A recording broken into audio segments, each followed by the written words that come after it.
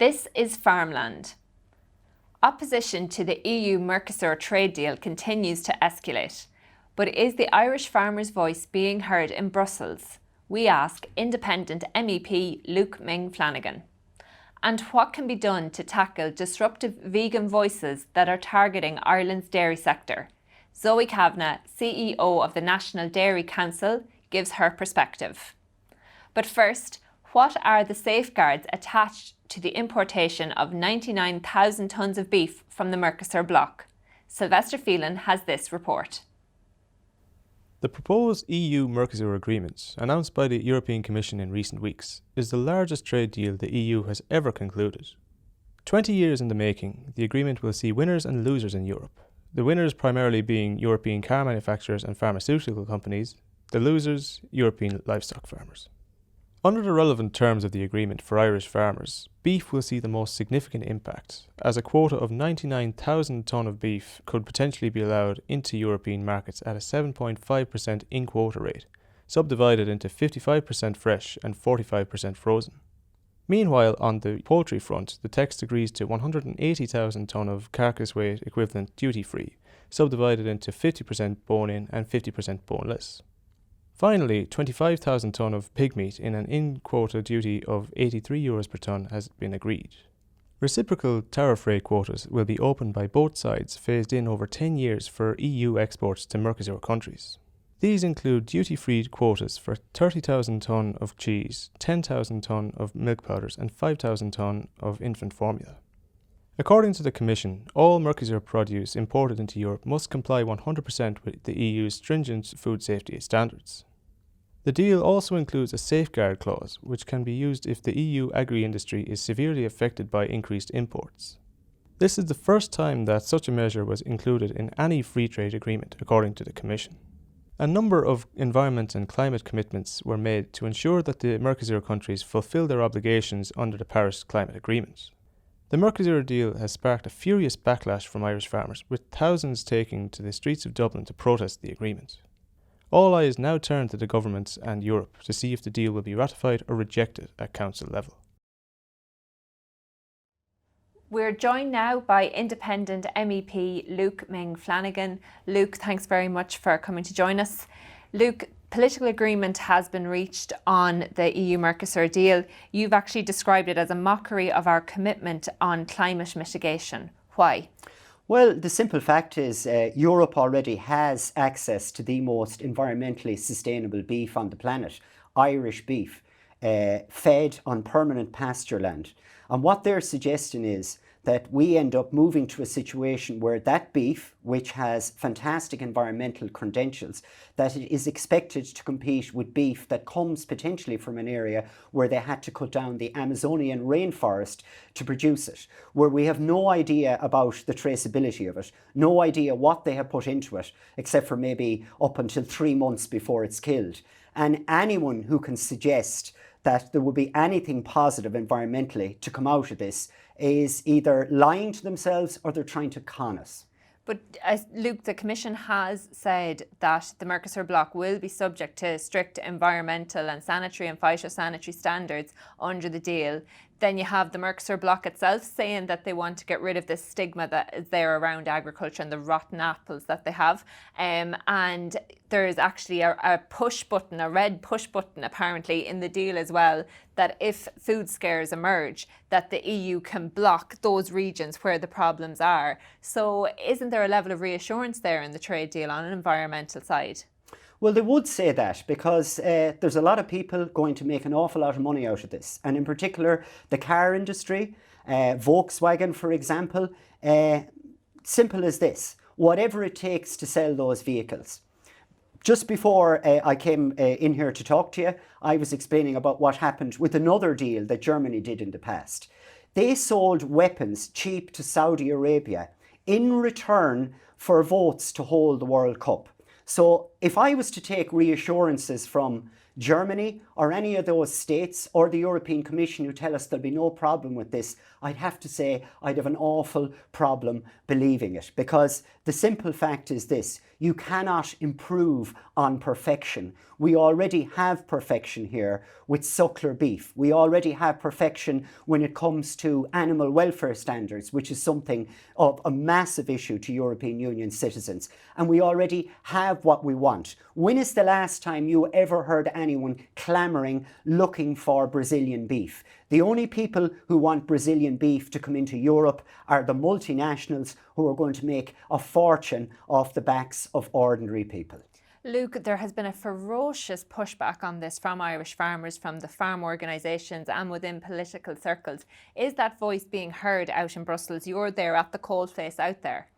Well, there's lots to talk about it, but unfortunately, but I wouldn't say unfortunately, rather coincidentally or maybe deliberately, this agreement has been struck at a time where we do not have a forum to officially discuss this, because the Agriculture Committee has not yet been formed.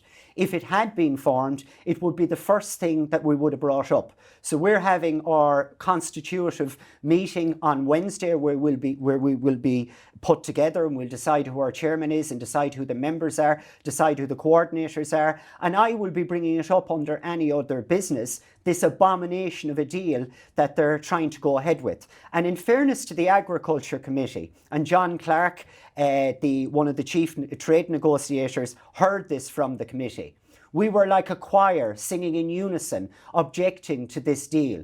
Now you'd have to ask the question, if the representatives of agriculture and the people of Europe on the Agriculture Committee are all 100% against this, where is democracy in Europe if they're going to try and go ahead with it? So there is opposition to it.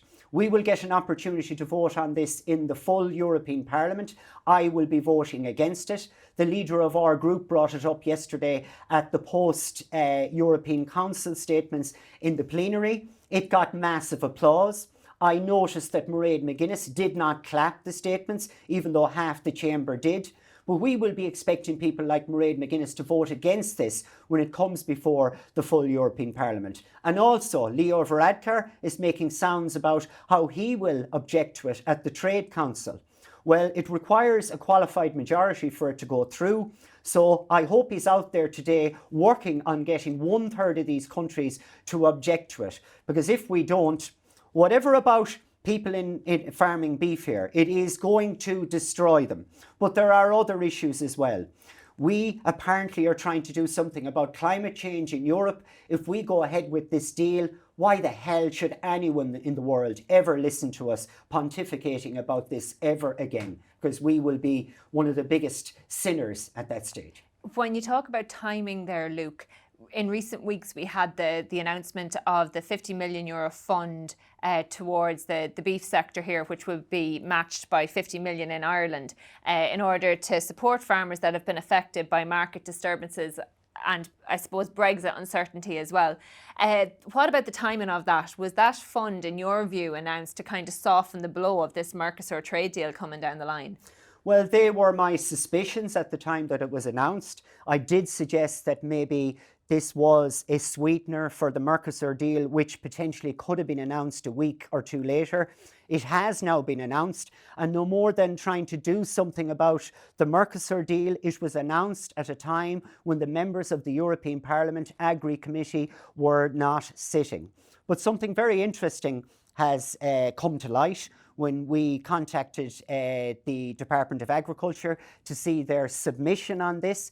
They applied under Article 219 of the regulation for a temporary disturbance, something that would only be for a short term, for 1 year. But what we have got in the end is something under Article 221, which can actually be rolled over and can be extended. And my worry is that this will be extended and we will be forced down the road of production reduction. Now, we were given assurances, myself and the colleagues that I work with on the Agri Committee, when we met the Agriculture Commission, that it was an option to reduce production. We told them that our fear was that the department at home would say that we had no choice but to do this. Those worries were borne out at the Public Accounts Committee when the Secretary General of the Department of Agriculture, Brendan Gleeson, said that it wasn't an option, it was something that we had to do. I have since written to the Public Accounts Committee asking them to correct the record. We have also contacted the Commission to tell them that we were unfortunately proven right, that this is the road that they would drive us down. But the simple facts are this: we do not have to reduce production. It is not a requirement. And what we can do and what we could do is give this 50 to 100 million euros out as a top-up to the ANC payments. That would be a better way to do it, and then try and solve the problem. And there are problems with the sustainability of beef in the long term. We deal with that under the review of the Common Agricultural Policy. Luke, finally, we're just nearly out of time. You're back out in Brussels. You're reappointed to the Ag Committee, 5 years ahead of you. You're on the Trade Committee as well. Yes. Can you just outline your priorities for the years ahead? And also, you're going to have some assistance there from Claire Daly and Mick Wallace, who are now MEPs as well. Yeah, the fact that Claire Daly and Mick Wallace are out there means that I can actually focus more on the Agriculture Committee. I've also now got a substitute position on the INTA committee, which is the Trade Committee, and for obvious reasons, because of the Mercosur deal, because of the potential of TTIP to come back, I will be focusing more than ever on agriculture. And the reason why is this, and I'll take it from a point that was made to Matt Carty on Twitter last night, and I noticed it. And someone said to him that, sure, this only affects a minority of farmers, and farmers are only a minority, so you shouldn't be concentrating on this 100%. But the reality is, we all eat.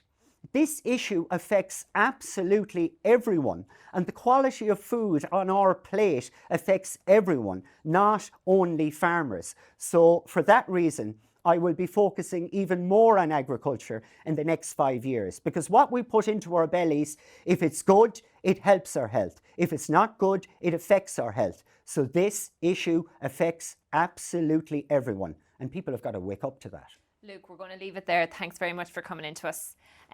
Next up, the NDC and Kerrygold Quality Milk Awards were announced recently. Emma Gilsenan caught up with the 2018 winner. The National Dairy Council and Kerrygold Milk Quality Awards is an annual national award programme which recognises standards of excellence in dairy farming. AgriLand caught up with last year's overall winner, Darren McKenna, who is farming just outside Emmyvale, County Monaghan, to see what the secret is behind his success in dairy farming. Milking around 109 cows there at the moment, on roughly about 150 acres of land, and carrying all my young stock as well. And I won the Kerrygold NDC Quality Milk Awards last October 2018. Well, the reason that I do it is I find everything, if you have your milk quality right and your animals right, it's a lot easier to farm because you have less problems, you could say, because everything just seems to work sweeter, and that's the reason I go down that road. The grass is it all, like if you can produce quality green grass, like that's what pulls your fat and your protein, and it keeps the cow well fed and she maintains herself then. If you have an easy maintained cow, she's a healthy animal and she'll go out to the field and she'll eat grass and she'll turn it into a good quality milk, you know. And that's I find that by mixing my breeds rather than sticking with one type of a breed, like so I had mostly British Friesian and Holstein and a small bit of Jersey, but and a small bit of Norwegian Red actually this year. But I find if you mix them, you kind of work with an animal that suits all. I think you have to focus on quality. Doesn't matter what you do, like if it's producing the milk or growing the grass and then I think you have to even the way your parlour's washed, or if you're making investments, you know, if you focus on quality all the time, you know, it'll come through the whole way. But I would set minimum goals, but it's very hard to say every year that you're going to keep improving because weather and everything is a big factor in it. But I would set, you know, minimum goals that I want to, like on meal feeding, I wouldn't want to feed any more than a certain level, and I wouldn't want to house for any longer than, like, I try to push as far as 270 days on grass, you know, and try to feed no more than 700-800 kilos a meal. Oh yeah, it's all at the end of the day, it's all down to making a living, and that's it. It's if you can keep your costs down and your profits up, and your family live a better standard of life, workload is easier, everything, so that's what pushes me all the time. Zoe Kavanagh, the CEO of the National Dairy Council, joins us now. Zoe, thanks very much for coming into us. Thank you. Zoe, dairying in a post-quota era has been very, very successful for the Irish dairy sector, but it hasn't been without its challenges. Obviously, NDC's role is to promote the credentials and the reputation of Irish dairying. But I suppose in the last couple of years, we've had a lot of questions asked of us in terms of climate change, the vegan campaign, animal welfare. Is the job getting more difficult? The job is becoming more dynamic and definitely more challenging. But, I say that against a backdrop of a dairy economy, which since quota has grown 60% from a production perspective and is delivering €2 billion a year on the back of expansion. So starting from a very positive place, which is we've got this really strong economic story. We are producing off a grass-based system. We have retained our family farming model, and we're producing a portfolio of products that are nutritionally fantastic. So that's the starting point, and it's fine me saying it. The challenge is actually educating the population at large, key stakeholders, and ultimately the questioning consumer that is the case. So the challenge has been that we now have to really work hard to ensure that we are landing messages in a way that are truly comprehensive and trusted about how our product is being produced, but also around the nutritional benefits. And one of the things we set out to do as part of the reputation agenda when it comes to nutrition is positioning dairy as part of a population health agenda. And I think that's a really important starting point. And then reassuring that questioning consumer around the ethical production approach we have here in Ireland, as well as addressing climate change, which is very real and very urgent, but also an opportunity for Ireland to take a leadership position. And Zoe, you mentioned earlier that in the last, say, 2 years that you've really had to, come up with new strategies, different strategies on how to address these challenges at NDC level. Can you talk us through some of those changes that are being made to really ensure that the dairy industry, that its message is being told in the correct way and honest way? Yeah, look, in the good old days, you'd make a lovely TV ad and a radio campaign to work alongside it, and you'd assume that the population at large would hear the messages. But now what we have is a media which has no boundaries, so we're very much in the online world. We're very much into a shorter attention span, and if I look at the population base and I look at the most urgent audience to ensure that we have a relationship with and land the key facts, it is that young questioning consumer, the future parents in Ireland. And the approach to engage with them is very much dairy finding its voice out of home, on the go, and in the online world in a way that is relevant. And that's not just in Ireland. So we are now operating at a European level with our equivalents as well as at an international level. And all of the dairy councils internationally are focused on the same 3 agendas, which is how can we deliver an education package around the nutritional benefits, how can we reassure around the ethical production standards, and also what's our response on climate change. And what's interesting from a collaborative point of view here in Ireland is we can really collaborate internationally around nutrition. We can collaborate to a certain extent on climate change. But when it comes to ethical production and grass-based system and family farming, actually the collaboration isn't so strong because Ireland is unique and almost becomes disruptive within our equivalents at a European level because we've got such a unique story, and that is around the grass-based system and water usage. 99% of the water that we're using, is rainfall from the sky. So we have almost no water stress. We've got this grass-based system. We have a family farm model, and actually that's very different from anywhere else in the world. New Zealand, to a certain extent, is comparable, but they would have some water stresses that we wouldn't have. So almost the opportunity around responding to climate change and engaging with the consumer around it is, I believe, Ireland's unique selling point and where we can lead and win.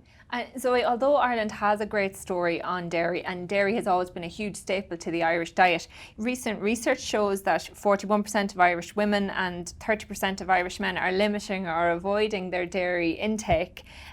Just based on your own consumer research, what are the reasons that people are making those decisions? Why are people questioning it? Yeah.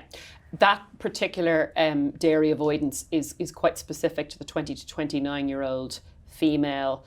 She's typically in an urban environment and she's questioning, and her 3 reasons for limiting or moderating dairy in the diet, it's fat, allergy and intolerance.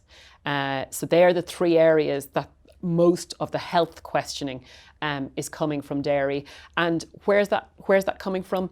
Well, again, I'll come back to the online world. A lot of celebrities and influencers promoting diets around dropping dress sizes and just having a better image, and they're suggesting that you can do that by limiting or moderating dairy in the diet. So that's a real challenge, and it's a concern, because if we don't address that and presume when those young women become mothers they'll just come back to the dairy aisles when completing their family shop, I think we're mistaken.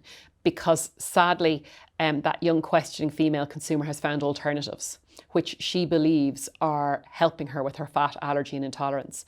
And as we know, the dairy alternative products that are appearing in store at twice the price and a fraction of the nutrition are not nutritionally equivalent. They just are incomparable. So the challenge we have is, how do we educate that young female that she's missing out on a whole suite of vital nutrition by going for the dairy alternatives? And I think we have 2 jobs there. One, we need to engage with her and talk to her about exactly all the goodness that's in dairy, directly and indirectly, so through health professionals, through ambassadors that we have working either through a sports arena or through a fashion arena now, reassuring that questioning consumer around the nutritional benefits. But furthermore with retailers. And I think what we're witnessing now is we have retailers that are, quite frankly, using milk as a loss leader to reassure their shoppers that they're, delivering good value. And yet at the same time giving more shelf space to these dairy alternatives at a much, much higher price with a fraction of the nutritional content. And that's putting margin in their back pockets. And I think there's a body of work for us to do, along with branded suppliers, to actually work with retailers. And I've seen in Australia, they're actually now increasing the cost of dairy, fresh dairy, to the consumer as a means of reassuring the consumer around the nutritional benefits. Because if you keep cheapening the price of a highly nutritious product, you're almost suggesting it's not good for you. So from a population health point of view, I think we have a big, big body of work to do at retailer level to present our products as being part of a population health solution. And I suppose, Zoe, in order to do that, do you need increased funding of the National Dairy Council to really get in there to make those changes? The council is in receipt of 3.2 million in funding at the moment, the bulk of that coming from voluntary farmer levies. Just what about the funding at the moment? Do you need more funding in order to really break through on those areas that are going to become hugely important in the years ahead? Yeah, to answer that question, yes, there's 2 reasons why we need more funding. If we were to look at the milk pool in Ireland and have every Irish dairy farmer support the NDC, we would be in receipt of €5.2 million, coupled with the 1.8 million that we're drawing down from Europe. We get closer to being a €7 million organisation, which would allow us to have a voice 365 days a year, both directly and indirectly with the consumer. I say that because when I look at our equivalents around Europe and around the world, in other words, dairy councils operating at that pre-competitive space, they are fully supported organisations. So I think we have to become more robust, and I think we need to become representative of 100% of the dairy farmers in Ireland. But more worryingly, we have detractor organisations such as Go Vegan Ireland, who have gone from having €37,000 5 years ago to over 2.5 million in 2018. And we know it's rising.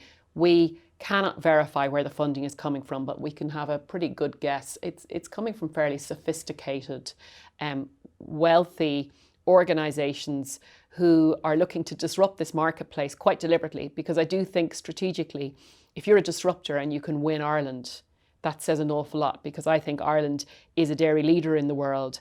So one of the big challenges we have is to have a voice 365 days of the year, setting our own agenda. I'm not interested in responding to a Go Vegan campaign, poster campaign that runs out in January. That is not when I should be finding my voice. Our voice needs to be on throughout the year at a number of levels, particularly at that questioning consumer level, telling them where the product comes from, why they should consume it, and why they should feel good about it in the longer term.